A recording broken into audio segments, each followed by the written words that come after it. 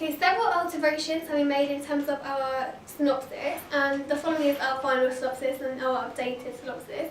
After the Dragon's Den and just several things we're considering during the planning process, we've actually come up with a final synopsis which we're going to now stick with.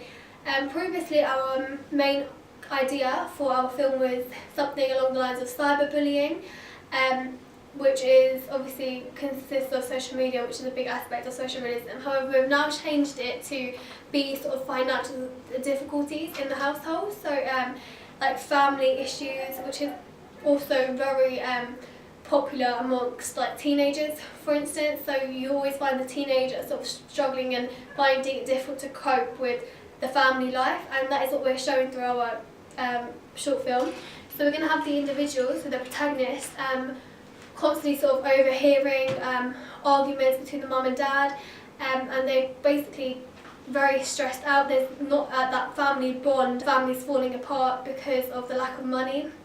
They've got this lack of financial security, so they're not able to pay their rents and pay all the payments and send it all off. Therefore, they're constantly getting phone calls, they're getting emails, they're constantly getting evicted from their houses, and all these letters are coming through, and we will show this through our short film. And what will happen is the protagonist will find an eviction letter, and because nothing's been done about it, and she feels her parents are being just lazy and they're just arguing rather than actually solving the situation, it is the protagonist that feels that she's going to have to find the solution. And whereas before in our synopsis we didn't really have that solution, we thought it was very important to have a solution to the film itself. And her solution will be, she finds an eviction letter and she'll go to someone for support and someone for help, and in this case she goes to her teacher, so her head of year at school, who she feels very comfortable with opening up with.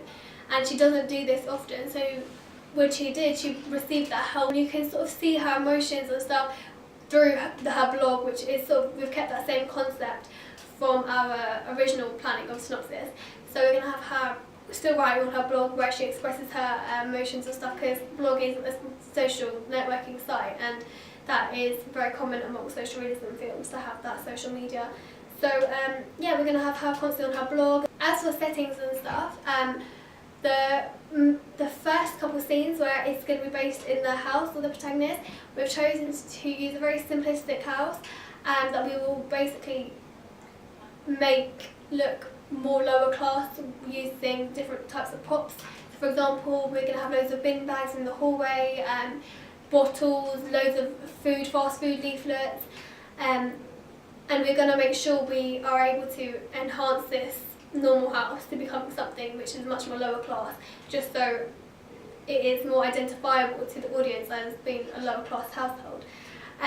Also, as for camera work, we're going to have loads of handheld shots which will basically connote the unstable lifestyle and the unstable relationship with the family, the payments, etc. We chose to sort of get rid of the scene where she's actually self-harming, as it may not be as appropriate for the target audience, but we do still show that concept of her previously self-harming, just to emphasise that amount of stress that she's experiencing. As for the parents, the mother will be unemployed, whereas the father is going to be having through the argument you'll realise that he's sort of he's got a low-paid job, so he is trying to earn the money. However, he's being very lazy about it.